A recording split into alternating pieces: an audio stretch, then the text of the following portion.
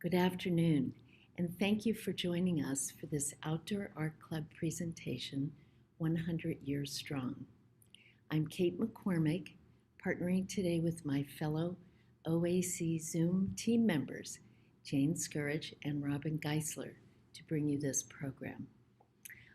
We volunteers have found that the Zoom program is wonderful, but not perfect, and neither are we. We ask for your patience. If you're not familiar with the Outdoor Art Club, we are a nonprofit women's organization founded in 1902. The club engages in civic, cultural, and charitable work in our community, including the presentation of public programs like this one in our annual speaker series. I have a few suggestions about Zoom to aid your viewing pleasure. Please select Speaker View to provide the best way to see the speaker on your screen.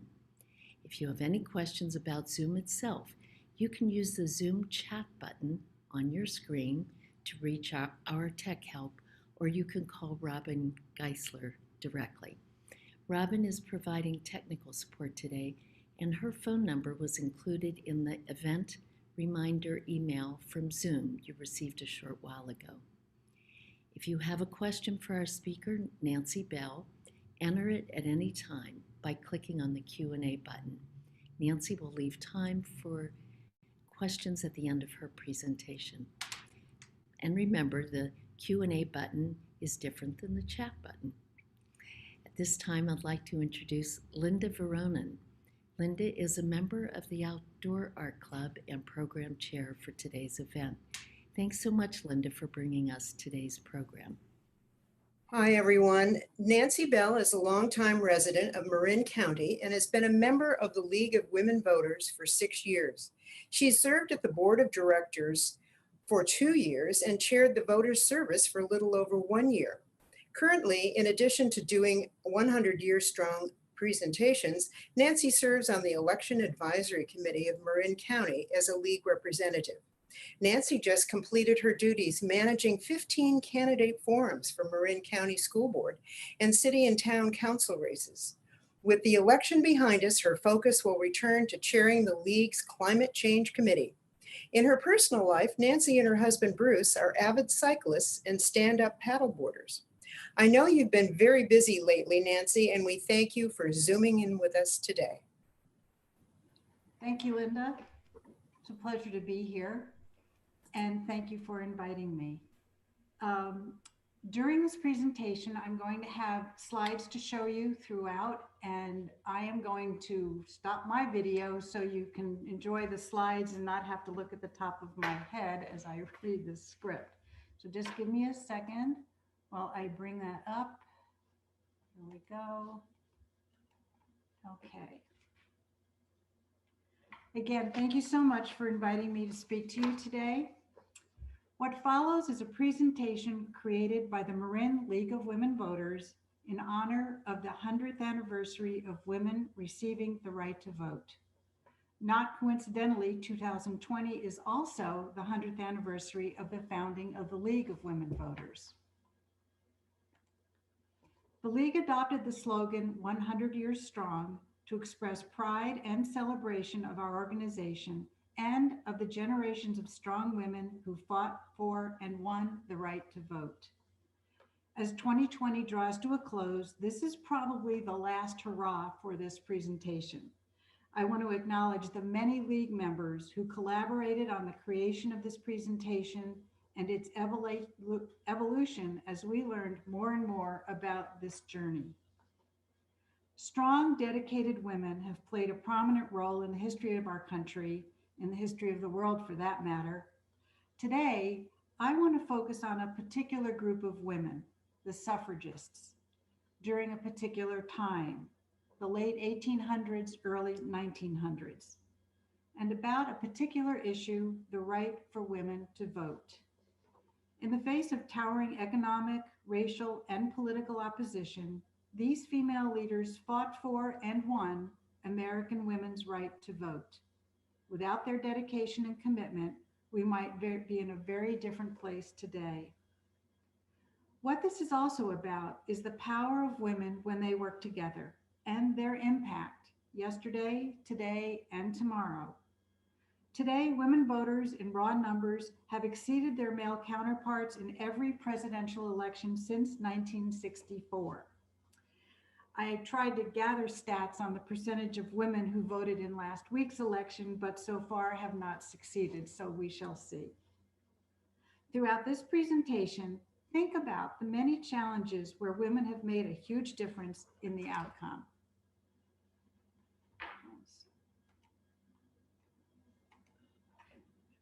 Much of what is covered today in today's presentation came from Elaine Weiss's comprehensive account of how America's women won their freedom and the opening campaign in the great 20th century battles for civil rights, the Women's Hour. Winning the vote required 72 years of ceaseless effort by 3 generations of dedicated, fearless suffragists.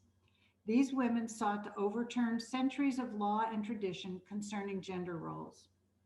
The women who launched the movement were dead by the time it was completed. The women who secured its final success weren't born when it began. It was an exhausting and brutal battle.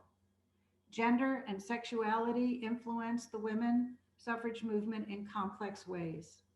Suffragists were challenging gender norms while simultaneously using them to their advantage to advance their cause. The 100 Years starts, of course, in 1920, when women finally won their battle for suffrage, but much had to happen before that could be. I'll start with the summer of 1848, when Elizabeth Cady Stanton, Lucretia Mott, and a few other women decided over tea to host a women's rights convention in Seneca Falls, New York, ground zero of gender politics and the center of the rebellion, as Stanton liked to refer to her hometown. Stanton and Mott became more outspoken about women's equality after attending the World Anti-Slavery Convention of 1840 in London.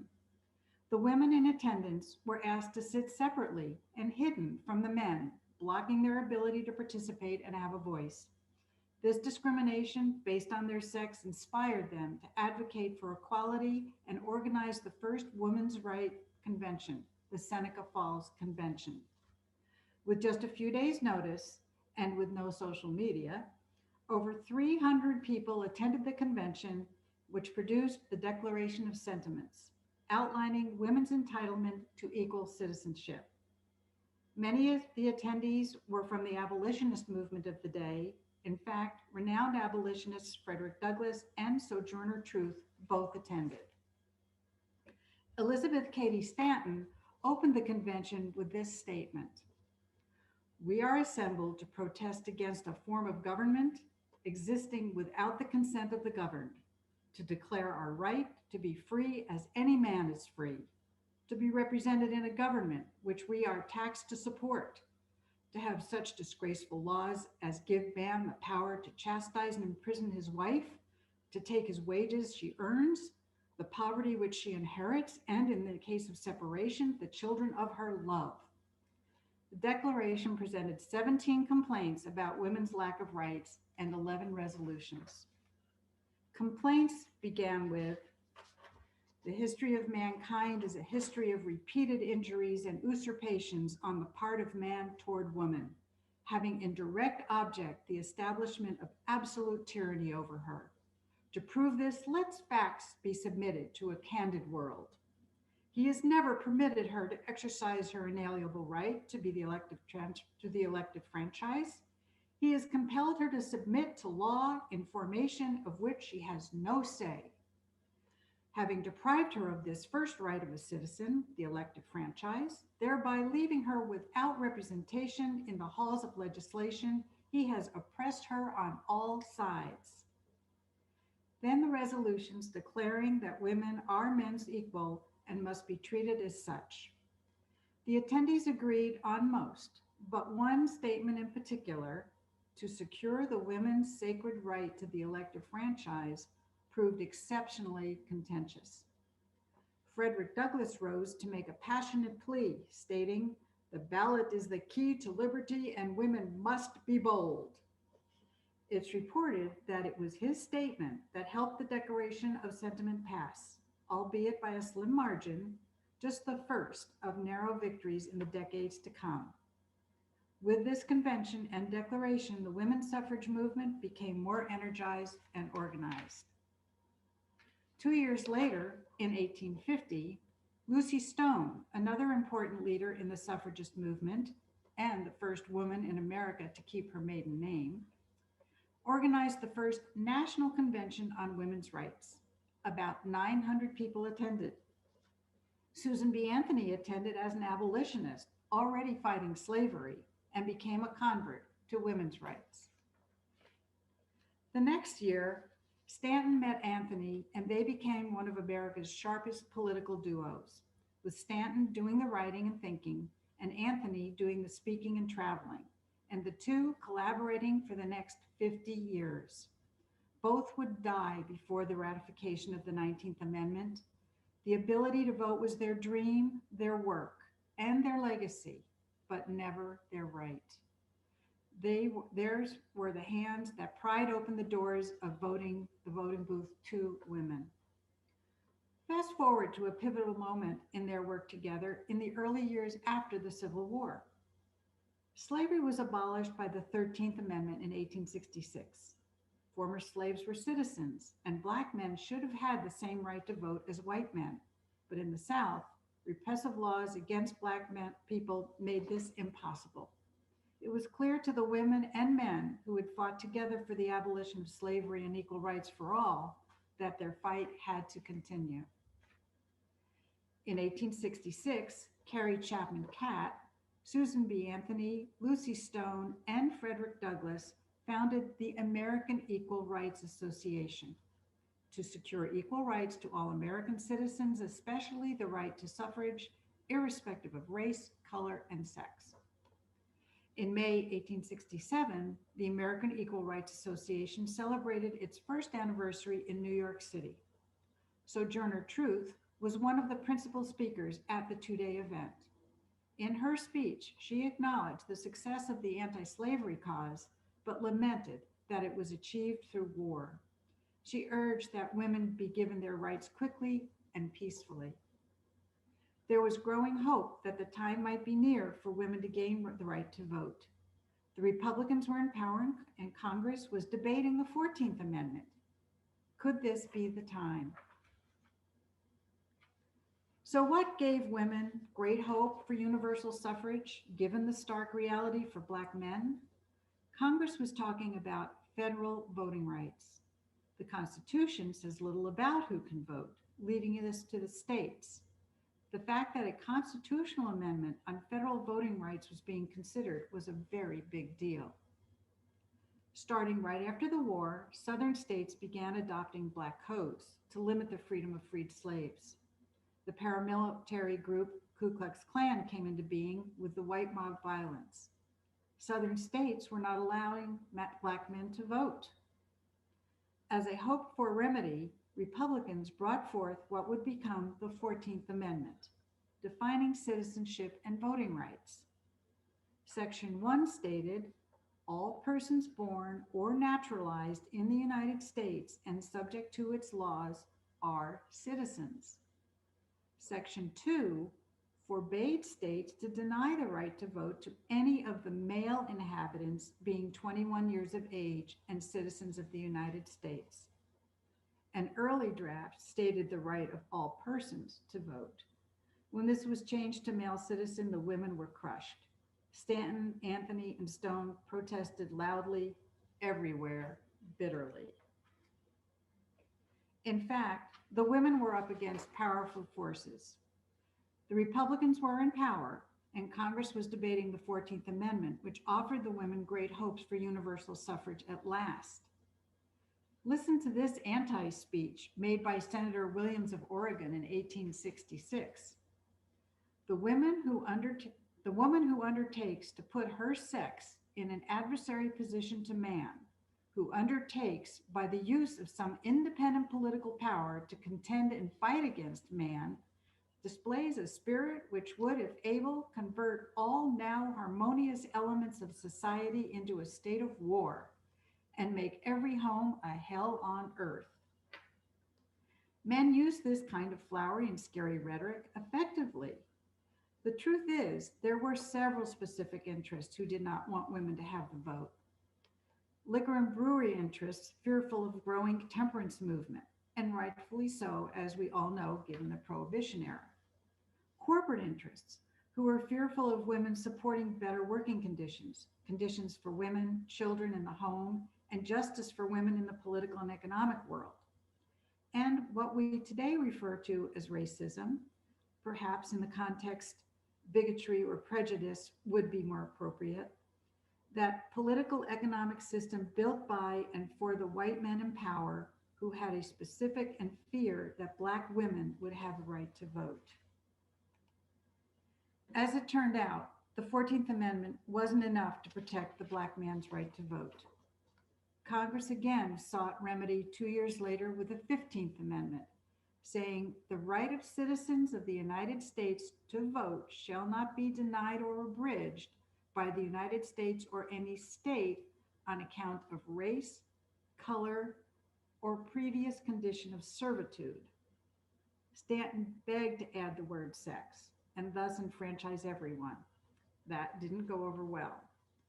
Frederick Douglass, as a man, understood that the political reality was that white men were terrified by the idea of women voting, and his priority was the Black man's right to citizenship and suffrage.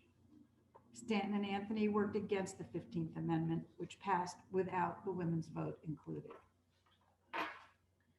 The damage to the suffrage leadership was so deep that the 20-year coalition split into two in 1869 and would not be reunited for 21 years.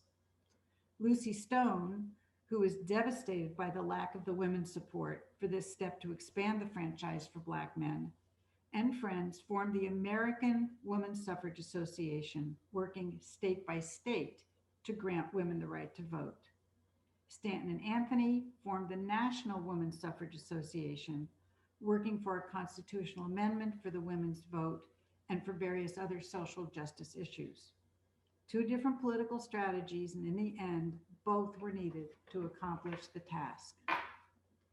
In 1890, the American and national suffrage groups had to unite. They had been pursuing the right to vote in different ways, but it became necessary to combine efforts to keep the cause alive. After 21 years of independent operation, the two major rival women's rights organizations merged to create the National American Suffrage Association. They continued the state-by-state work with some success, but also continued working toward a constitutional amendment. The state-by-state work was a slog. California is a great example of what the battles were like. The first suffrage vote in California was in 1896. The Liquor Dealers League fought hard against this, particularly in San Francisco and Oakland, and the proposition was soundly defeated. Wait another 15 years, when a progressive Republican government was elected in California, and the opportunity came again. In 1911, the women were more organized and better prepared. This is a poster from the California campaign. They had found that the winning message was not equity for women, but rather that women had earned the vote. Women were organized across the state to speak, including meetings here in Marin. On April 10th, 1911, the San Francisco Call announced wife of congressman made suffrage leader and reported, at the weekly meeting of club women at Tamalpais Center, Mrs. William Kent, wife of the congressman, presided over a suffrage session held under the auspices of the Club Women's Franchise League of San Francisco. Many prominent members of the Ross and San Rafael Smart Set were present, and men well known in business and social circles urged the right of women to vote. Elizabeth Kent went on to speak before the House of Representatives, advocating for women's suffrage, and participated in suffrage campaigns in 15 states, including picketing at the White House. You can read more about her in the biography by Elizabeth Thatcher Kent, written by Laurie Thompson, who is librarian at the Antique Kent, California room right here in our own Marin County Library. Tallies in California were slow in coming. The urban votes were the first to be counted, and it was hastily declared lost with 58% against the proposition. It was the rural votes that made the difference, winning by just over 3,500 votes. On October 10, 1911, California became the 6th state where women could vote. And what you see here are the first states that allowed full suffrage for women. The states with the asterisks next to them actually were just territories, so they granted those rights before they were states. From the earliest years of the suffrage movement, Black women worked side by side with white suffragists. But as the suffrage movement splintered over the issue of race in the years after the Civil War, Black women formed their own organizations to continue their fight for women's suffrage and for racial justice. In 1896, the National Association of Colored Women was formed. This organization gave Black women a national platform to advocate for women's suffrage. Mary Church Terrell, a champion of gender and racial equality, was elected as its first president. Terrell belonged to and attended meetings of the National American Women's Association, but racial political issues continued to surface. Black women needed their own platform. Ida B. Wells Barnett, journalist, suffragist, and civil rights leader, and one of the founders of the NAACP, co-founded Alpha Suffrage Club in Chicago in January 1913, fighting for suffrage and civil rights. She lobbied for women's suffrage in Illinois, which in June 1913 became the first state east of the Mississippi to grant partial suffrage. Women were allowed to vote in municipal and national elections.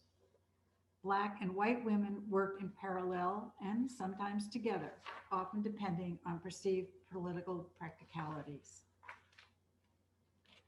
March 3rd, 1913, the day before Woodrow Wilson was inaugurated, Alice Paul and Lucy Burns of the National American Women's Suffrage Association organized a march in Washington, D.C.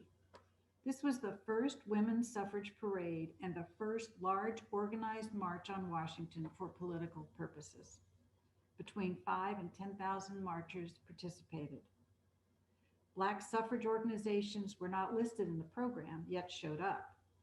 They were asked to march at the back of the parade as organizers were concerned about offending Southern women. Ida B. Wells Barnett refused and walked with the Illinois delegation. Mary Church Terrell walked with her Howard University sorority Delta Sigma Theta at the back. It is now 1914. Carrie Chapman Cat is president of the National American Women's Suffrage Association, which by now had a board of trained organizers from battles over the decades across the states. Cat herself had trained under Anthony and was a master of political strategy. She set about creating statewide associations for the day she saw coming when the constitutional amendment would at last be approved by Congress and need to be ratified by the states. And a new face came on the scene, Alice Paul. She had spent a year training with the more militant British suffrage campaign. Originally with Cat's group, she split with them over tactics. Paul formed the Women's Party in 1916, which organized suffrage pickets in front of the White House even during the First World War. The Women's Party was more militant, forcing arrests of women protesters, honoring those who had served time in prison, organizing hunger strikes, and massive parades. Which organization would you have joined? Picketing. Yeah, in addition to marches, picketing became a strategy for Alice Paul and the Women's Party. They were referred to as the Silent Sentinel. This was the first time anyone had picketed the White House. Women were roughed up badly and arrested, some multiple times. When they went on a hunger strike, they were force fed. Mary Church Terrell and her daughter were among the picketers. In this photo, the second person from the left is Marin County's own Elizabeth Thatcher Kent. While Alice Paul was picketing, Carrie Chapman Catt was negotiating with President Wilson. Catt was right in her vision that the time had come for a federal constitutional amendment. She believed that women's support of the war effort in 1917 would lead men to approve, finally, the Anthony Amendment, a nickname for the 19th Amendment used in honor of the leader who had died in 1906. In 1918, the Anthony Amendment, which would be the 19th Amendment, passed the House by exactly the two-third majority needed, but it failed in the Senate. And remember, at this time, we were in the midst of the Spanish flu epidemic. By 1919, 15 states granted women the right to vote in state and federal elections. In another 17 states, women could vote for president. As more and more women could vote in national elections, men in other states began to see they were going to lose power in the long run. In 1918, the Anthony Amendment, which would be the 19th Amendment, oh, I just already said that, sorry. The following year, in a special session by Congress, the measure passed the House again, this time by an overwhelming 304 to 89. This success was hard won in the Senate. Some senators, particularly those from southern states, did not want Black women to vote. They did not want Black men to vote. One senator is quoted as saying that passage of this amendment would be the end to white supremacy. Finally, the suffragists and their supporters prevailed, and on June 4th, 1919, in the Senate, at last, after 70 years, it passed with a margin of just 4 votes.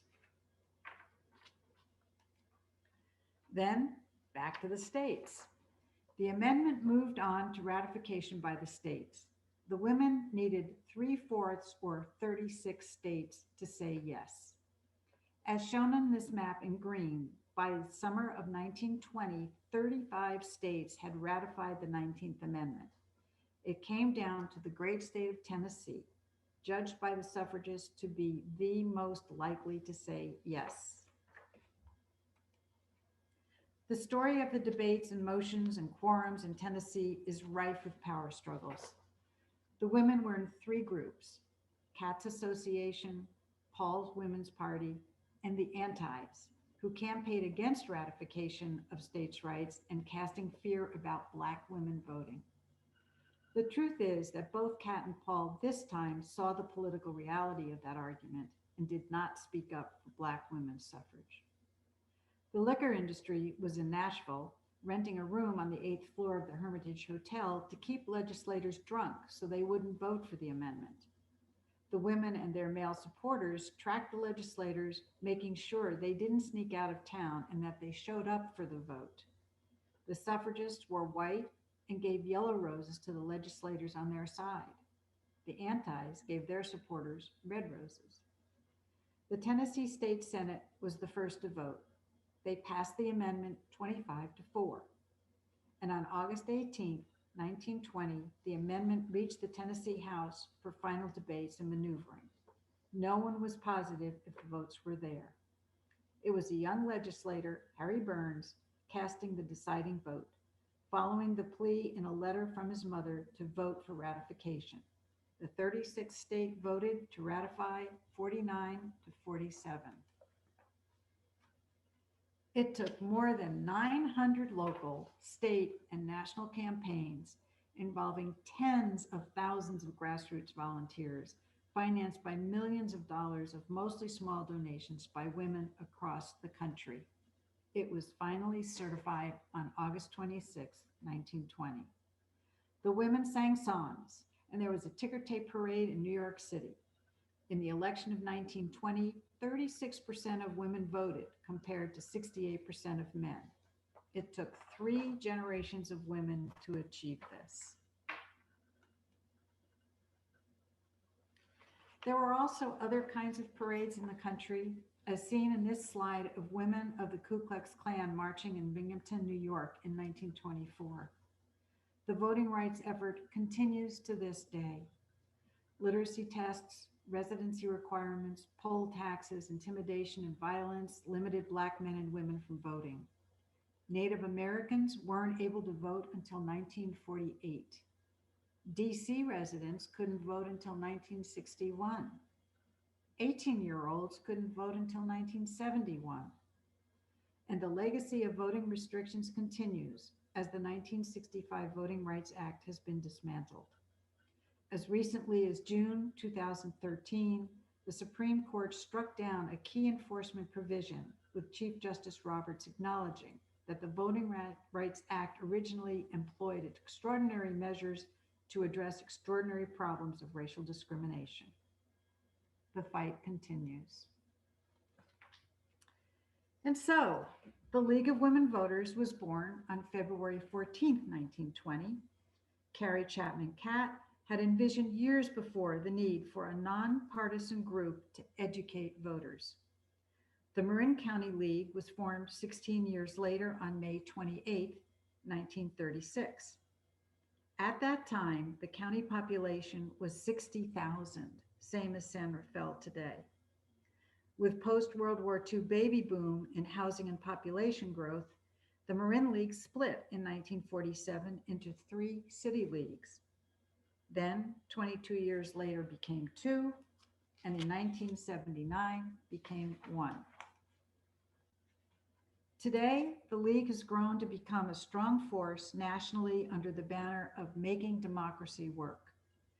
Their mission, empowering voters, defending democracy.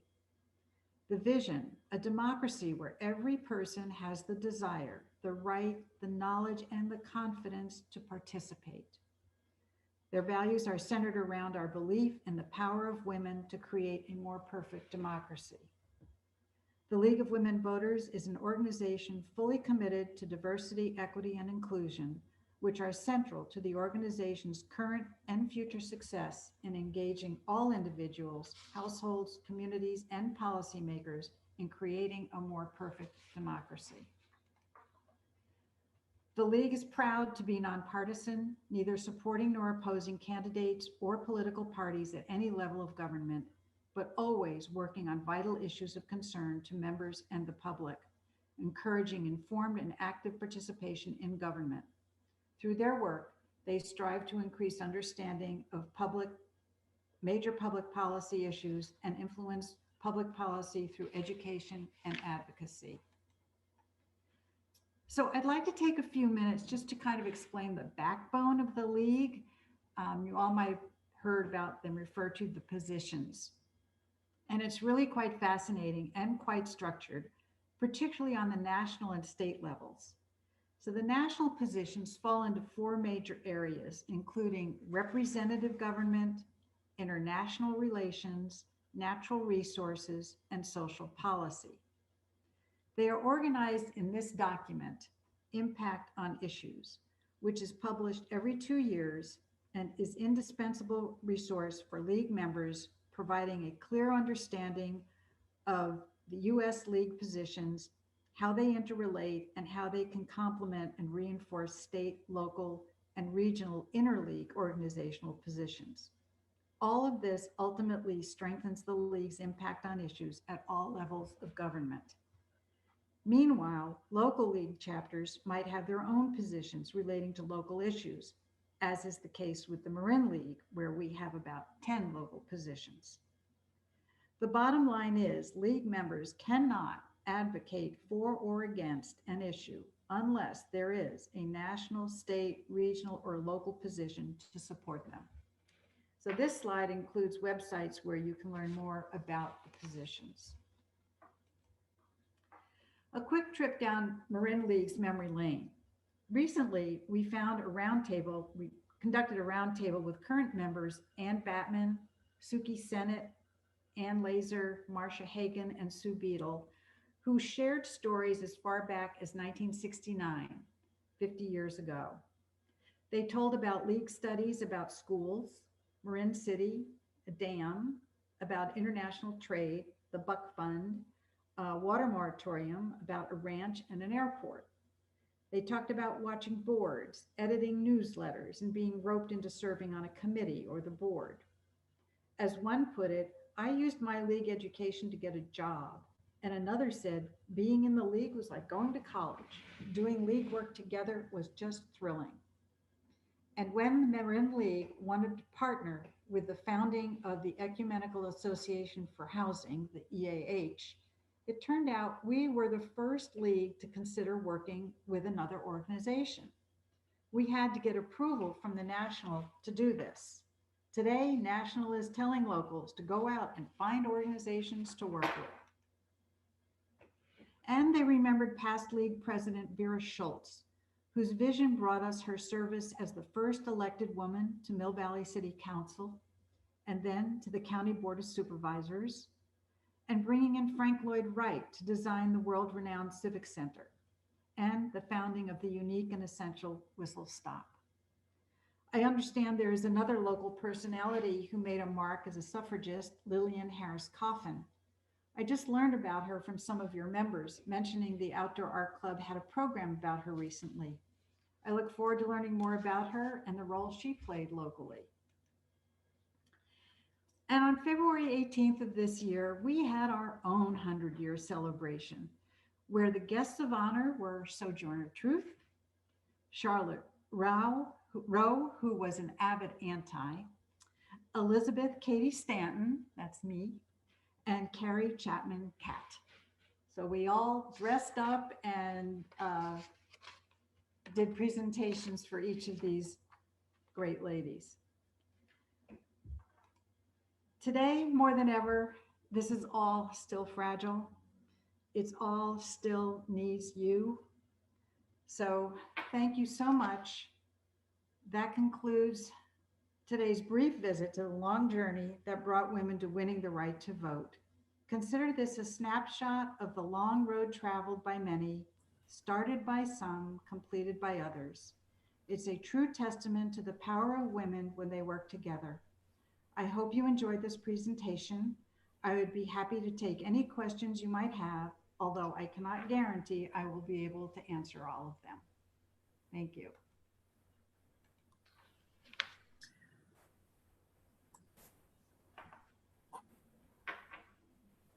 Thank you so much, Nancy, for this interesting presentation and discussion. I know we all learned so much and we have some questions for you. So here we go. What might be an example of an issue for which the League does not have a position? Okay. One that comes to mind that I found fascinating is about voting systems. So I'm sure you've all heard about choice rank voting, choice rank voting, which we do not use here in Marin. I believe they have it over in Berkeley. And there's, majority and such. So these are called voting systems. The League does not have a position about voting systems. So let's say the Marin League wanted to advocate for doing ranked choice voting. We can't. There's no position for us to fall back on. So what's required when there isn't a position for an issue that you want to take up is you have to do you meaning the League chapter has to do a really in-depth study. And I'm not even sure what all is involved with that, but it requires an in-depth study and approval by probably your state league if you were doing it on a statewide basis. I know there's a woman, Paula Lee, in Sacramento League, who has been working for several years on choice rank voting, trying to get all the information to present it to the national or state league, I guess, and get their approval. The leagues meet annually. We have annual conventions. So every other year there's a national convention, and then the years in between there's state conventions. And it's huge. And it just showed me how organized the League is. I mean, things just don't happen by a whim. There's a huge organizational structure behind how the League operates, which gives it its credibility and its power.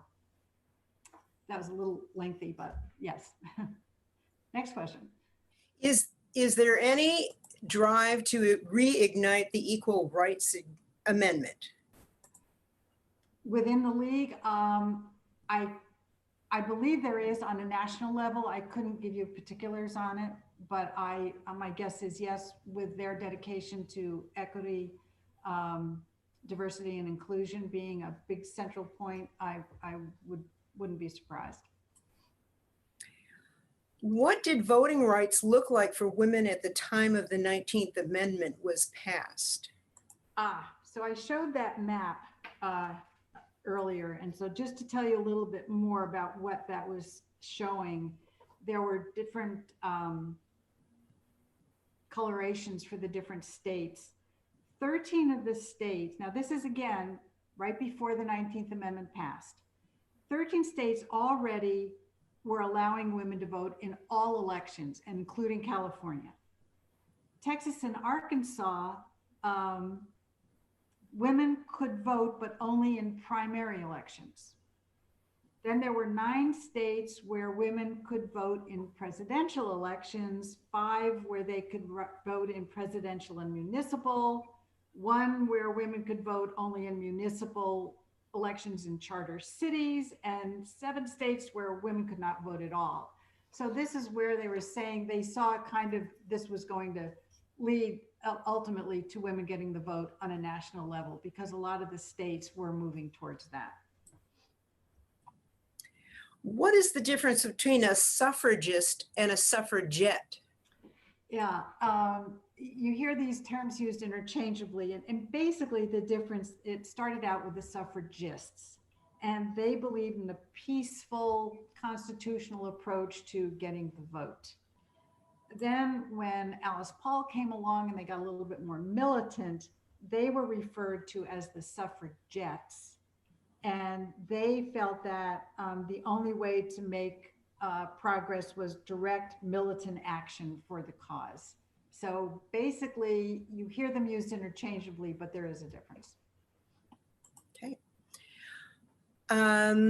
Would the League take a position on Trump not cooperating in a federal transition of power if he lost the election?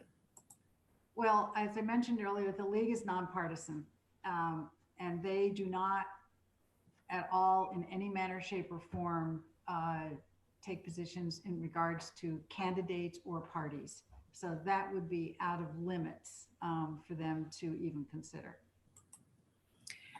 How many members are in the Marin League of Women Voters chapter? Have you been successful in recruiting young women and women of diversity in the Marin chapter? We had a huge influx of new members after the 2016 election. We do have a need and a desire to bring in younger women. Again, I think it's typical of many volunteer organizations that I've been involved with.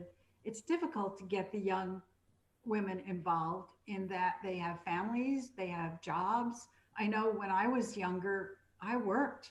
I didn't have time to volunteer or have any kind of involvement with organizations at all. I mean, I woke up when I turned, 63.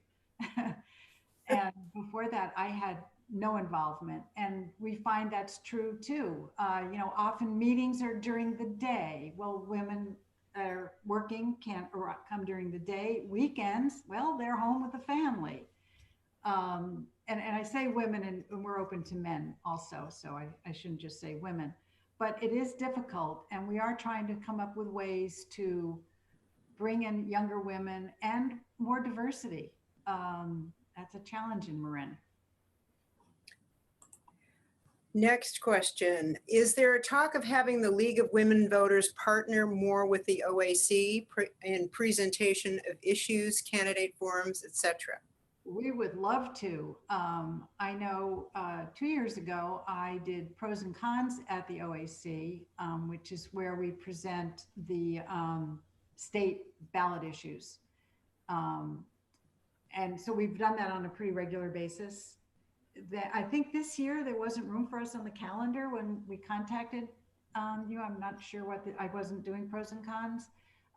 We're happy. We love doing presentations. This was a whole opportunity, this 100-year anniversary, to put a spotlight on the league and what the league is about and the right of women and the power of women. So we really picked up the ball and ran with it as an opportunity. And we're really thankful, and thank you for the Outdoor Club for inviting us to do this.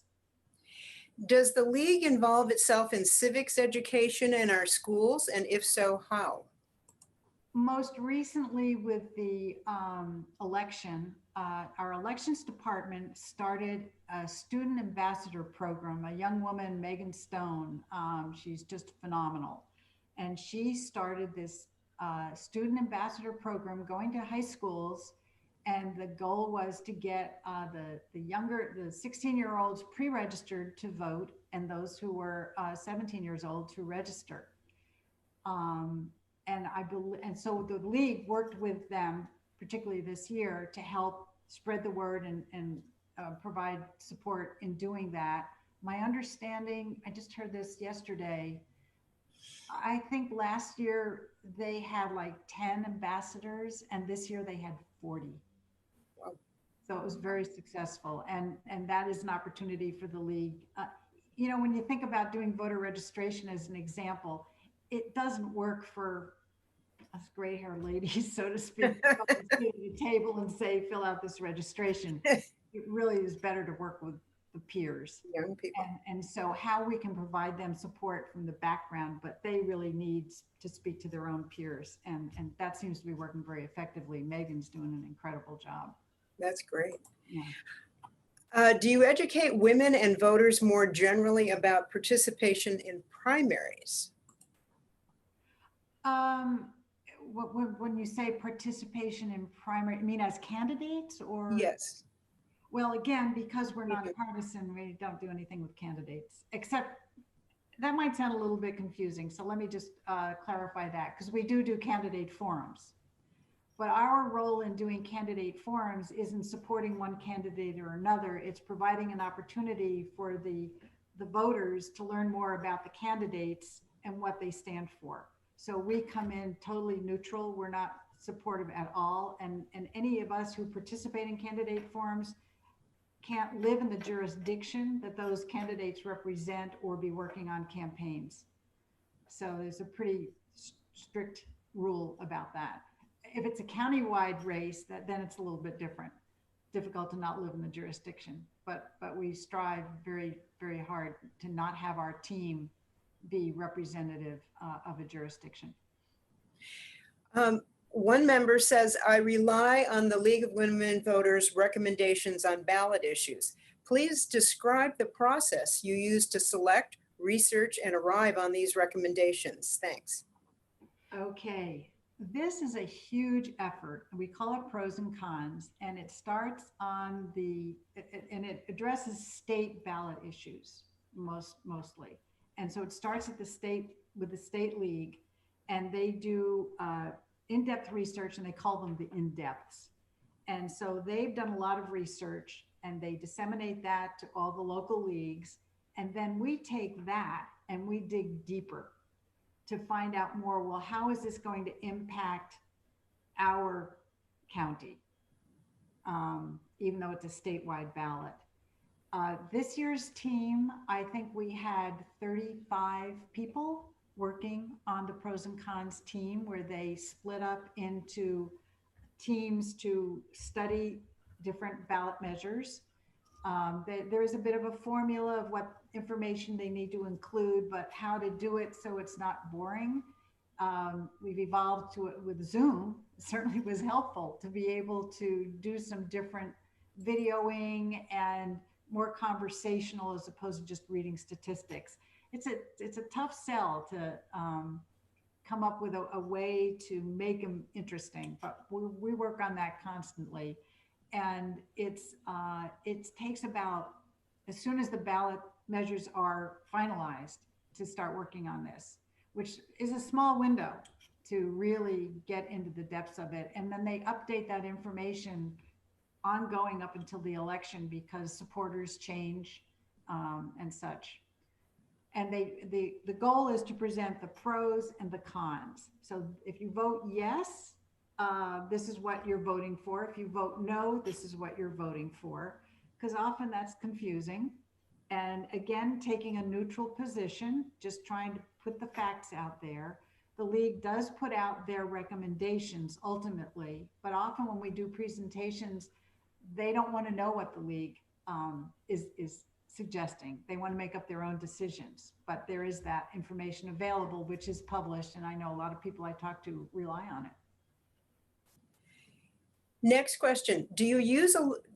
You used to do a lot of in-person election candidate forums, but have moved to filming and posting these forums. Has this been successful? I headed up the candidate forum effort 2 years ago, and then again this year. So it was very different because of COVID. We had no choice. I would say that in the end, I prefer doing them virtually. We had much better attendance. It was certainly easier. Only one candidate out of 53 candidates who participated in all of these events did not join us. So we had a huge participation by the candidates, as well as the viewers. We then with Zoom, it's so easy to record. You just hit a button. You don't have to hire a crew. We partnered with CM TV, so they took care of a lot of the technical background stuff for us, which was really helpful. By the 15th candidate forum, we could have done it in our sleep. We really had it down pat. That's great. And personally, for me to not have to put stuff in my car, to line up venues, the logistics of running around the county, it was so much easier. And it's a lot of work in a short period of time because of a short window to do this. So it made it possible for us to do 15 candidate forums for this election in a 5-week period. If we'd had to do that physically running around the county, I don't know that we could have pulled it off. And again, able to make the recordings available on our YouTube channel and on our website. That's great. Next question. Please describe your plan for membership outreach to women of color and younger beyond outreach regarding registration. How are white women of our generation, I am 69, really sharing power and partnership? Does it not work to have specific goals and plans? Again, are you a thriving organization or one that is diminishing? Beyond 2016, did you engage new members and make room for their leadership or some transitions of leadership ahead? Or are you all maintaining power and positions? You all do a great job. That was a long question. I am not on the membership committee. So we have many committees, and there's just no way to keep your finger on the pulse of what every committee is up to. I can say that we have a very energized group on the membership committee. I don't know their specific plans. I honestly had my head buried in candidate forums and Zoom. So I'm not sure what their latest plans are, but I do know it's central to expand the membership. You asked if we were a thriving member, are we thriving? I'm not sure what thriving is. My experience is you often do have a core of people who wind up doing a lot of the work. It sure would be great to expand that core, because I worry that what if I get hit by a truck? Who's going to do the stuff that I've done? So some of us have corporate backgrounds, which I think is valuable in understanding the need for documentation and doing things in a more organized fashion. But again, we're an all-volunteer organization. We don't have an administrative assistant type, so everybody has something on their computers somewhere else. So we actually are in the process of trying to find out how to centralize all of our information, because it's on there. Some's on my computer, some is on somebody else's computer, based on what we do. And we could always use more help, absolutely. And certainly, like the election, we had 62 volunteers just doing voter service for this election, which includes candidate forms, pros and cons, voter registration, voter's edge, and get out the vote. And 62 people, many of whom don't typically participate. So it's a great opportunity for them to, get in, do something, and then get back to their lives. All right, we have one more question. How many this is 3 sections. How many members are there of the League of Women Voters? I think we're around 200. How many are of color, women of color? I have no idea. No idea. And how many are they older or versus young? Let's say under 40. Yeah, mostly over. I'd say, I'm 73. I'm one of the young ones. Or we have more time when we're older. We have quite a few 80 and 90-year-olds. Wow. Yeah, Okay. yeah. That's fact. Probably keeps them young. That's great. Yeah, I think so. Thank you so much, Nancy. This has been great. And then I would like to talk about the next speaker event, which will be on November 19th at 1 o'clock. The speaker will be Dr. Matt Willis, Marin County's health officer, and he'll speak on COVID-19 in Marin and update us on the crisis and lessons learned. You can register for those and all future webinars at the Outdoor Art Club website under public events. If you're interested in continuing to learn about the future public events at the Outdoor Art Club, please visit the public events page on our website and sign up to be on our email list. Thank you again, everyone, for joining us today. And we hope that we'll see you again very soon. And a special thanks to Nancy for doing this.